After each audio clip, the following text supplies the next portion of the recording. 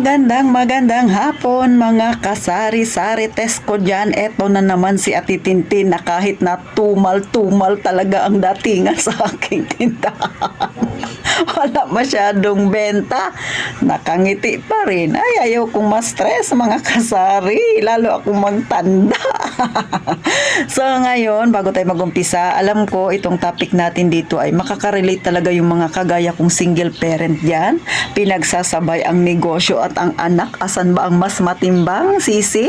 Oh, alam mo na?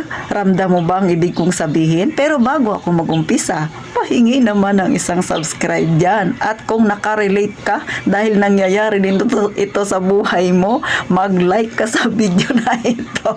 At sa mga datihan kong subscribers, salamat po sa suporta ninyo at sana huwag mo namang iwan si Ate Tintin. Huwag ka namang mag-unsubscribe sa akin, sisi. At syempre pa, tayo nang chismisan. Oh, kumusta ang mga benta ninyo sa inyong tindahan, mga kasari? So si Ate Tintin, gaya nga lang nauna kong sinabi, tumal-tumal talaga mga kasari. Pero hindi yan ang problema natin, ha? Isa sa mga kasari natin dyan sa taas, mga kasari, ay humihingi ng tulong. Sabi niya, siya man din daw ay may tindahan. Siya ay single parent. So relate si Ate Tintin dahil ako ay single parent din. Kaya lang, sabi niya, nahihirapan siya kasi nga ang kanyang tindahan ay sinasara niya kapag hinahatid niya ang kanyang anak sa school. So nag-i-stay siya doon kung kailan lalabas yung anak niya. Pag uwi niya sa bahay, saka pa lang siya magbubukas ng tindahan. So meaning, medyo mahaba-habang oras na nakasara ang kanyang tindahan.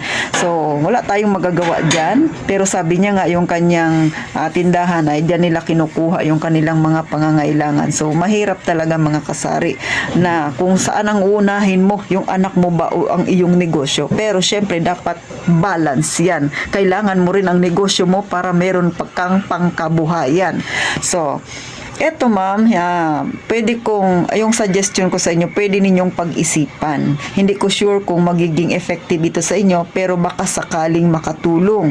Ikaw naman na nanood kay Ate Tintin, pakitulungan din ang ating kasari. Kung meron kang pwedeng ma-share na pwede niyang gawin, i-comment mo na lang dyan sa baba mga kasari, ha?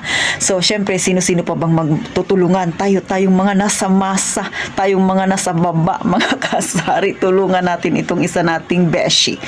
So, sa akin, ma'am, kung gusto mo na tuloy-tuloy yung pag-o-open mo ng tindahan, maganda yung pwesto mo, talagang kumikita ka, why not na hindi ka, kumbaga mag-hire ka na lang ng pwedeng maghatid sundo sa anak mo.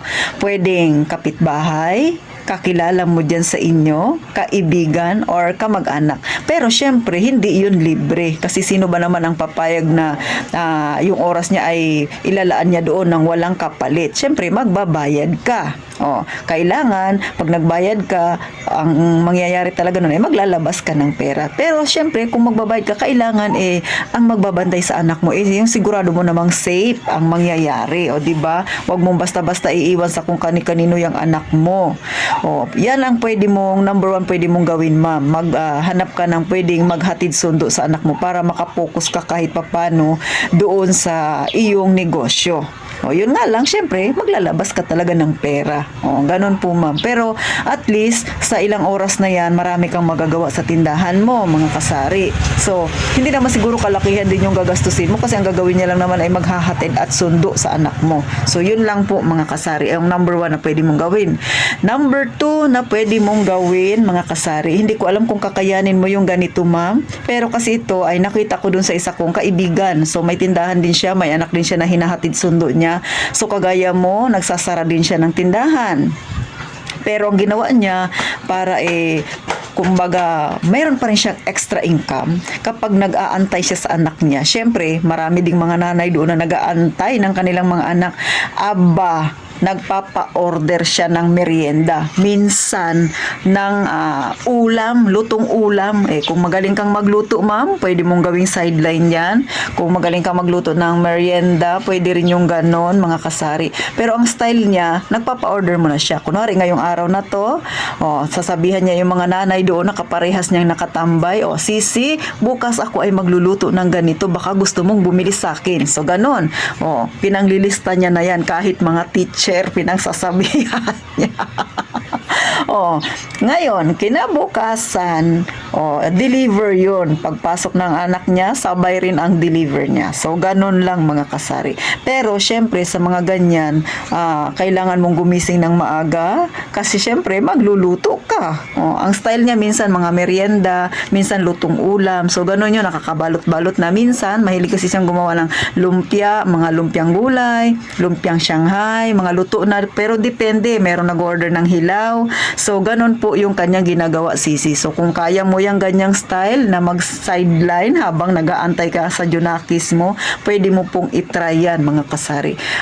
Ito naman ay pangalawang suggestion ko lang. So, yun yung nakita ko sa isa kong kaibigan na maganda rin naman. Minsan nga, mas malaki pa yung kinikita niya sa mga ganun kasi habang tumatagal siya, nakikilala na siya doon sa school ng anak niya. So, ang nangyayari, pag mga may meeting, sa kanya na nag-o-order ng mga merienda. So, yung tindahan niya, hindi niya na minsan nababantayan. So, sinasara niya na lang talaga. Pero, mas malaki ang kita niya. Tsaka talagang nandyan kaagad yung pera. So, ganun lang mga kasari. Pero wag mo syempre i-give up yung tindahan mo kasi sabi mo nga, dyan ka rin kumukuha ng kabuhayan. Ito naman ay pangalawang suggestion ko lang na pwede mong pag-isipan mga kasari. Kasi malaki ring tulong ito. Pwede rin maging kabuhayan. Di ba? Pero, syempre, papasukin mo yan kung meron kang kaalaman sa mga ganitong bagay sa pagluluto, sa pag-ano ng mga merienda. Siya kasi marami siyang alam. Gumagawa ng mga tusino, ng mga longganisa, ng mga kung ano-ano na lang. Nagpo-post siya sa social media. So, kung yan, kayang-kaya mo, habang wala kang ginagawa dun sa school ng anak mo, mag-post na pwede kang magpa-order. Tapos, kinabukasan ang delivery. So, hindi sayang ang kanyang pagtambay sa school. So, ikaw, Sisi, kaya mo ba yan? Pero syempre, nasa sayo yan. Saan ang pipiliin mo? Yung magbubukas ka ng tindahan mo at kukuha ka ng tagabantay? O magbubukas sara ka sa tindahan mo pero doon sa school ikaw naman ay nagtitinda?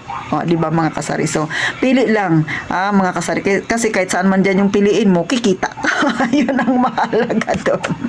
So, ikaw naman na nanonood kay Ate Tintin, ano ang magandang suggestion mo sa ating kasari? Sana matulungan natin. So, hanggang dito na lang si Ate Tintin. Sana kahit papano nakatulong ako sa iyo, Sisi, sa mga ganyan ang problema. Sana kahit papano napagaan ko ng kaunti ang inyong mga dinadala mga kasari. Kasi ako experience ko yan dahil gaya nyo, single parent din si Ate Tintin at dito ko rin inaasa lahat sa aking tindahan ang aming mga pangangailangan mga kasari. So sana sa susunod na vlog na Ate Tintin, magkita tayong muli.